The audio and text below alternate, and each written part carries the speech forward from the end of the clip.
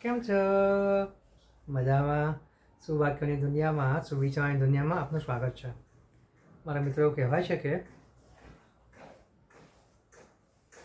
જે કાંઈ જોડી હોય છે તે ઉપરવાળો ઉપરથી જ બનાવીને મોકલે છે. આપણે છીએ જે જોડીને આગળ લઈ જઈએ છીએ અથવા જોડીને તોડીએ છીએ. મારા મિત્રો, આવી જ કોઈ વાતને સુવિચાર તરીકે મેં કંઈક અલગ રીતે લખવાનો પ્રયાસ કર્યો છે. આજનો જે સુવિચાર છે તેનો વિષય છે લગ્ન, મેરેજ, વિવાહ. મેં લખ્યું છે કે જ્યારે બે અલગ વ્યક્તિઓ એકબીજાની ખામીઓને સ્વીકારીને અપનાવીને સમજદારીપૂર્વક જીવનમાં આગળ વધે છે, તેઓનું લગ્ન જીવન ખરેખર સફળ હોય છે. મારા મિત્રો, વાત ખૂબ જ સીધી છે, ખૂબ જ સરળ છે અને એટલી જ મહત્ત્વની છે. જેમ આગળ કહ્યું તેમ ઉપરવાળો તો તેના પ્રમાણે જે સારામાં સારું હોય તે પ્રમાણે જોડીઓ બનાવીને જ દુનિયામાં મોકલે છે ને પછી આપણને એ જોડીઓને મળવાનો, એકબીજાને સમજવાનો સમય પણ મળે છે. છતાં પણ આપણે છીએ જે જોડીઓને આગળ લઈ જઈએ છીએ અથવા જોડીઓને તોડીએ છીએ. મારા મિત્રો, વાત થોડીક વાગે એવી છે, કડવી છે પણ સાચી છે. જો આપણે ખરેખર આપણા લગ્ન જીવનને સફળ બનાવવું હોય, સરસ બનાવવું હોય,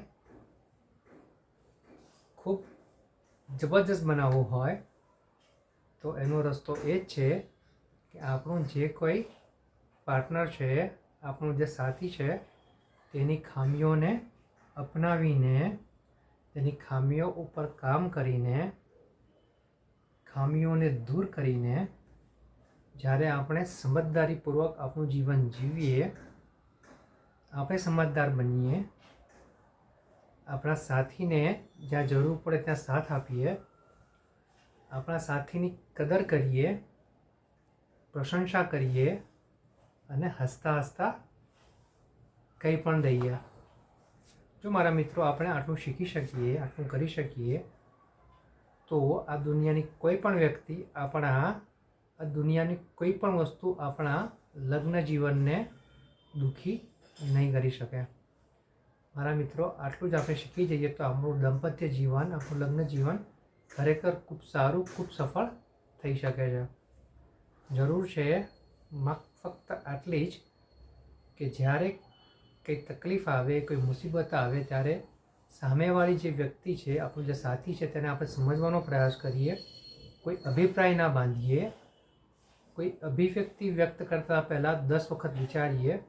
જ્યાં સારું અને સાચું લાગે ત્યાં આપણે બોલીએ, પ્રેમથી સમજાવીએ, આપણે પણ સમજીએ અને આગળ વધીએ. જો આટલું કરી શકીએ તો આપણું લગ્ન જીવન પણ ખૂબ જ સારું થઈ શકે છે, સફળ થઈ શકે છે. Thank you.